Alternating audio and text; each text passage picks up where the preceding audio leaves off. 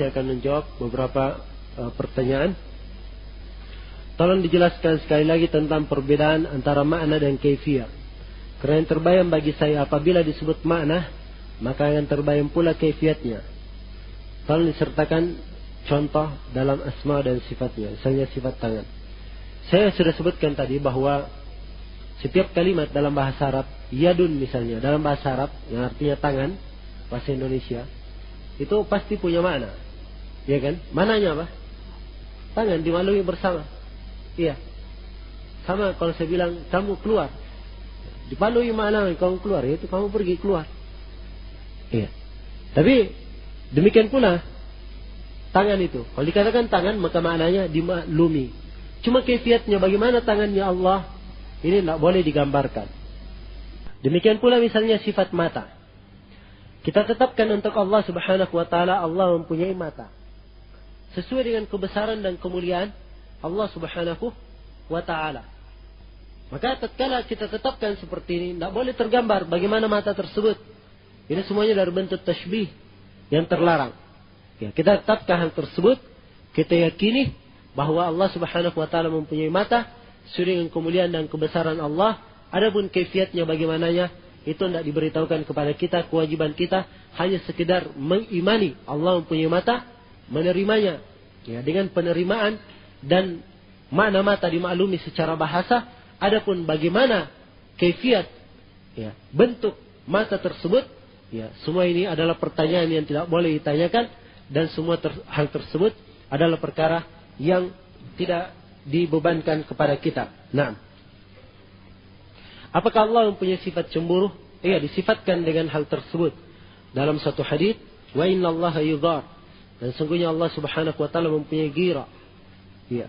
Nah, kita tetapkan sesuai dengan kemuliaan dan kebesaran Allah Subhanahu wa taala, tidak serupa dengan makhluknya. Itu prinsip umum ya dalam nama-nama dan sifat.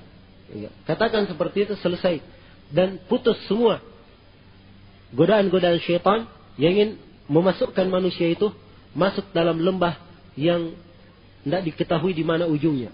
Nah, dari 3 jenis tauhid yang wajib diilmui dan diyakini, tauhid apa yang paling berbahaya apabila kita tidak mengilmui salah satu dan memahaminya? Semuanya wajib untuk diilmui dan diyakini.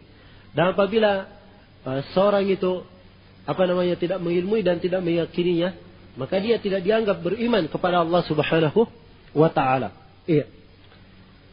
Dan semuanya apabila seorang itu tergelincir di dalamnya adalah bahaya yang sangat besar dalam agamanya. Ya, karena itu berkaitan dengan masalah keimanan. Ya, ini adalah perkara yang sangat penting, yang hendaknya setiap muslim itu punya perhatian khusus. Karena itu kita dalam daurah kali ini, nah seperti sebelumnya, kita bentuk dalam satu kitab khusus supaya bisa menjadi pegangan, ya, dan bisa diulangi kembali untuk mengokohkan akidahnya, ya, di atas akidah yang benar, di atas akidah yang sesuai dengan Al-Quran dan Sunnah Rasulullah Sallallahu Alaihi Wasallam. Tolong jelaskan kebatilan dari tauhid hakimiyah. Tauhid hakimiyah tidak boleh dikatakan batil. Ya. Hakimiyah Allah Subhanahu wa taala kita tetapkan. Ya. Dan itu adalah bagian dari keimanan. Bagian dari tauhid uluhiyah. Allah Subhanahu wa taala masuk ke dalam tauhid uluhiyah, dan kadang juga masuk ke dalam tauhid rububiyah Allah Subhanahu wa taala. Dalam Al-Quran dikatakan inil hukmu illa lillah. Sungguhnya hukum itu hanya milik Allah Subhanahu wa taala. Tapi mungkin yang diinginkan di sini oleh penanya adalah batilnya orang yang membagi tauhid menjadi 3, yang menjadi 4. Tauhid hakimiyah atau tauhid rububiyah, tauhid uluhiyah, tauhid asma wa sifat, dia tambah yang keempat tauhid hakimiyah. Ini pembagian bid'ah, tidak dikenal di kalangan para ulama salaf, dan tidak ada yang mengucapkannya, ya, kecuali orang-orang belakangan seperti Sayyid Qutb dan sebagian orang di zaman ini yang berada di atas pemikirannya yang sesat. Ya. Itu hakimiyah, tauhid hakimiyah. Jadi dia bagi menjadi 4. Dia bagi menjadi 4 bagian, dan ini adalah pembagian yang tidak benar. Ya. Kemudian kesesatan lain Sayyid Qutb, dia membawa makna la ilaha illallah kepada makna hakimiyah saja. La hakimiyah illallah. Tidak ada hukum kecuali Allah Subhanahu wa taala. La hakim illallah. Tidak ada yang berhukum atau memberi hukum kecuali Allah Subhanahu wa taala. Ya. Dikhususkan dengan hal ini, itu adalah penafsiran yang salah. Ya. Sebab sebagaimana yang saya terangkan tadi, tauhid hakimiyah itu masuk ke dalam tauhid uluhiyah. Atau masuk juga bisa masuk ke dalam tauhid rububiyah. Nah, dipahami ini? Iya. Dari golongan yang mentakwil tangan dengan kekuasaan, ada yang berdalil dengan hadis tentang nahi mungkar dengan tangan diartikan kekuasaan, kekuatan. Bagaimana membantahnya? Saya sudah katakan tadi bahwa di dalam asma wa sifat itu prinsip pokok yang kita katakan tadi. Ya, pertama, kalau sudah ditetapkan dalam Al-Quran wa Sunnah ada, maka harusnya kita pahami sesuai dengan hakikatnya. Sesuai dengan makna yang ditunjukkan, makna asalnya. Jangan dipalingkan kepada yang lainnya. Kemudian yang kedua, tidak boleh diserupakan Allah dengan makhluknya. Kemudian yang ketiga, putus segala ketamakan untuk mengetahui bagaimana kaifiatnya. Iya. Adapun tangan bermakna kekuatan, ya, mungkin datang dari sisi bahasa. Satu sisi bahasa yang menunjukkan tentang hal tersebut. Tapi di sini tidak boleh diterangkan nama Allah Subhanahu wa taala ditakwil seperti itu. Nah, dipahami ini? Jadi asalnya yadullah, tangan Allah Subhanahu wa taala kita tetapkan sebagaimana Allah dan Rasulnya menetapkan. Iya. Bagaimana dengan telaga Rasulullah? Apakah ada nas darinya yang menjelaskannya? Nasnya mutawatir, bukan lagi ada nas. Nasnya mutawatir. Nah, dan akan kita terangkan nanti pembahasan khusus berkaitan dengan masalah telaga. Akan disebutkan oleh Ibnu Qudamah. Apakah termasuk ketentuan Allah bagi seorang yang meninggal akibat bunuh diri? Apakah dia itu adalah takdir yang sudah ditentukan oleh Allah sebelum masa penciptanya? Iya.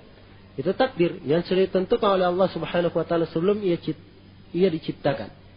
Nah, adapun hikmah dari hal tersebut, Allah Subhanahu wa taala maha mempunyai hikmah di belakang hal tersebut. Nah, ini pertanyaan saya tangkap di sini dari yang bertanya, yang menunjukkan keanehan atau merasa aneh kenapa bisa seperti itu.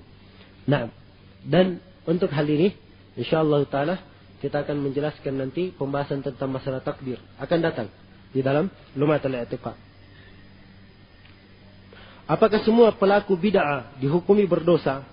Bagaimana dengan pelaku bid'ah tersebut tidak mengetahui bahwa yang dilakukannya tersebut bid'ah, bahkan dia menganggap amalannya yang baik, terus dihubungkan dengan konteks hadis. Ya, dilihat jenis bid'ahnya, apakah dia mukafir atau bukan, bid'ah yang mengkafirkan atau tidak. Kemudian yang kedua, dilihat apakah bid'ah ini adalah bid'ah yang dimaklumi dalam agama secara darurat, tidak boleh dilakukan. Ya, kemudian yang ketiga, apakah kategori ketidaktahuannya terhadap bid'ah itu bagaimana? Ini semuanya hukum-hukum syar'i yang harus diketahui sehingga memberikan hukum kepada seorang dia berdosa dengan bid'ah tersebut atau dia mendapatkan udzur dengan tidak tahu terhadap apa yang dia lakukan itu. Iya. Bolehkah buku-buku yang dibahas saat daurah difotokopi sebagai pegangan dan bisa dibaca kembali di rumah? Ya, harusnya begitu ya. Harusnya setiap ikhwah punya pegangan sendiri supaya bagus. Dalam perkataan Imam Ahmad, wala ma'na. Mengapa tadi Ustaz sebutkan bahwa hal tersebut merupakan kesalahan Ibnu Qudamah, bukan Imam Ahmad? Ya. Di sini kritikan terhadap Ibnu Qudamah. Ya. Kenapa hal tersebut disebutkan dan tidak dijelaskan maksudnya?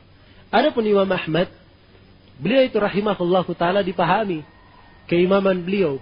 Ya. Dan semua orang tahu siapa Imam Ahmad.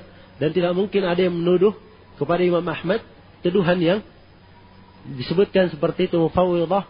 Ya, atau yang semisal dengan hal tersebut. Nah, jadi asalnya juga itu bisa sebagai kritikan. Ya.